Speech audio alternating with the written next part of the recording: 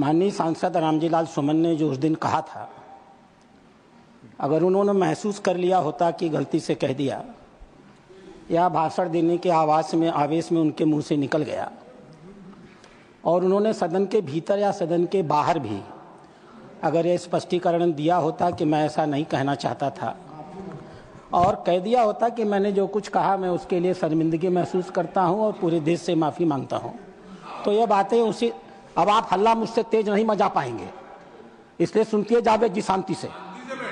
मैं मचाऊंगा तो डिस्टर्ब हो जाइएगा जी। तो बातें उसी दिन खत्म हो गई होती। आश्चर्य की बात है, माननीय सांसद जी का बयान आया, मैं मरते मरते मर जाऊंगा लेकिन मैं अपनी बात वापस नहीं लूंगा। जब तक जीवित रहूंगा तब तक मैं इस बात को वापस नहीं लूंगा। यह बताता है कि जो कुछ उन्होंने कहा था सोच समझ के कहा था, होशो हवास में कहा था, नियोजित तरीके से कहा था।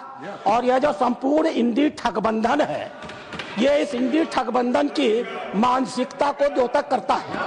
अध्यक्ष महोदय,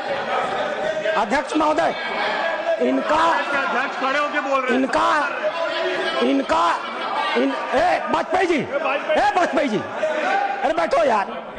अध्यक्ष महोदय, एक बार एक सदस्य के कहनामे को तो छोड़ा जा सकता था, लेकिन माननीय नेता प्रतिपक्ष ने कांग्रेस का राष्ट्रीय अध्यक्ष होते हुए आज इस सदन में जो कुछ भी कहा है वो अक्षम्य है।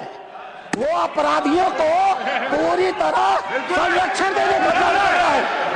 उन्होंने सपोर्ट कर रहे हैं उनको।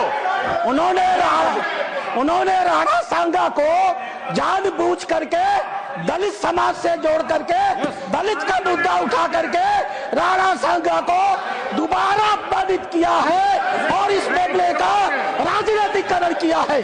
यह कांग्रेस की सोची हुई मंशा है। डॉक्टर अंबेडकर एक दलित है। डॉक्टर अंबेडकर ने कहा था 25 अप्रैल को चाहे जो भी हो जाए इस देश की कांग्रेस में कभी भी नहीं जाया जा सकता है। दलित समाज की चिंता थी इस कांग्रेस को लेकर के। आज खड़गे जी ने अपनी उसी मानसिकता को जो देश के स्वाधीनता आंदोलन की लड़ाई लड़ते हैं उसी को सिद्ध किया है। इतिहास गवाह है, ये कांग्रेस इरविन के साथ समझौता करती थी और हमारे देश के संघर्ष करने वालों को फांसी पर चढ़ाने की समझौते किया करती थी। ये इसका इतिहास गवाह है। ये राष्ट्र विरोधियों के साथ रहने के आदी है, ये डीप स्टेट के हिस्से है। इसलिए आपका कहना अपनी जगह सही है, लेकिन जब तक अब रामजी सुमन जी और कांग्रेस पार्टी दोनों खड़ी होकर के अपने स्टैंड पर माफी नहीं मांगेगी, हम इस मामले को समझौता नहीं करने जा रहे हैं। Honorable, please, देखो साहब, and one sec, and Khadge ji, I would only make one appeal.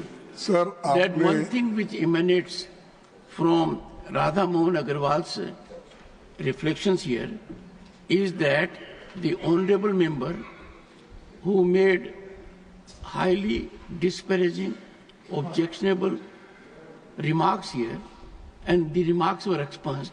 According to the honorable member Radha Mohan Agarwal, the honorable member has reiterated that I stand by those disparaging observations and will never retract. Now, I am not aware about the reality of it. Sir, but if that be so, then you keep that in mind. Because according to me, what has been expunged in the House, the honorable member will not reiterate. But if the honorable member has asserted that I will continue to say so all my life, then that requires deep thought process. Honorable, leave the question. मैं वाद विवाद में नहीं पढ़ना चाहता हूँ, लेकिन मैंने पहले ही कहा, आप जो बातें कही राणा सांगा के बारे में, राणा प्रताप जी के बारे में जो बातें कही और देश के अन्य भागों में भी जो देश के लिए लड़े मरे, अपना जान दिए, उन सबका हम सम्मान करते हैं। ये बात मैंने कही और आपने जो कही उसको मैं सेकंड किया। इनको क्या आपत्ति है उसका? दूसरी बात मैंने ये कहा कि कोई बात का आपको और उनमें इतिहासकार आपके और उनके अगर है, उनमें मतभेद है तो आप जुड़ा। इसका मतलब ये नहीं किसी का घर जलाओ, किसी के घर के ऊपर बुलडोजर लगाओ, किसी के ये करो, किसी के बच्चों को मारो। तो ये बात सर, ये बात मैं नहीं मानता। संविधान इसका परमिशन नहीं देता और संविधान जब परमिशन नहीं है, ये बातें यहाँ लाना ठीक नहीं है। इसीलिए मैं आपसे अपील करता हूँ, उनको कम से कम इतिहास पढ़ के और उन्होंने जो इतिहास पढ़ के एक दूसरे से बात करने दो। लेकिन मैं तो आपके बात को सपोर्ट कर रहा हूं। मैं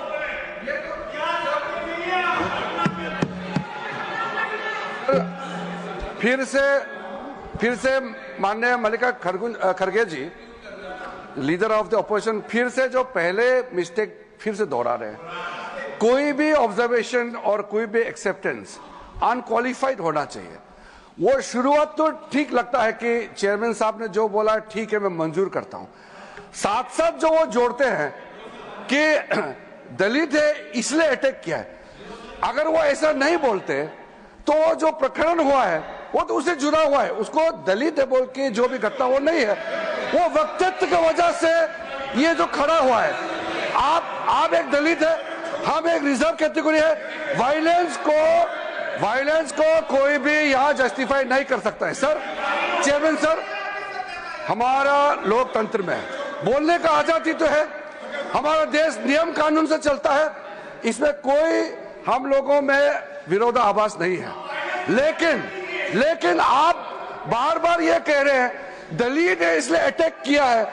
आप जो वक्तव्य मेंबर इस सदन में देता है वो एक रेस्पॉन्सिबल स्टेटमेंट होना चाहिए।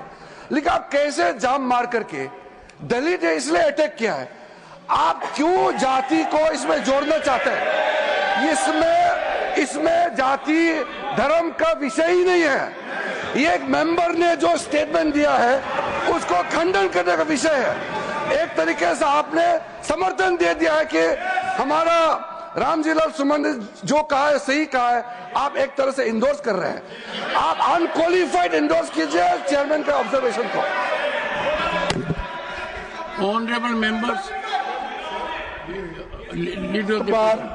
वो बात दोहरा के असत्य बात को सत्य करना चाहते हैं। मैंने तो आपको बोला मैं कि आपका समर्थन करता, आप जो बोले स्टेटमेंट उसका मैं था। लेकिन मैं ये कहा कोई भी सदस्य हो, चाहे वो दलित हो, स्वर्णीय हो, दूसरा कोई भी हो, लेकिन क्या आप कानून अपने हाथ में लेके उस सदस्य का घर बर्बाद कर सकते हो? और एमपी की सुरक्षा होना चाहिए, ये मुद्दा है। कोई भी रहे, एमपी की सुरक्षा होना चाहिए।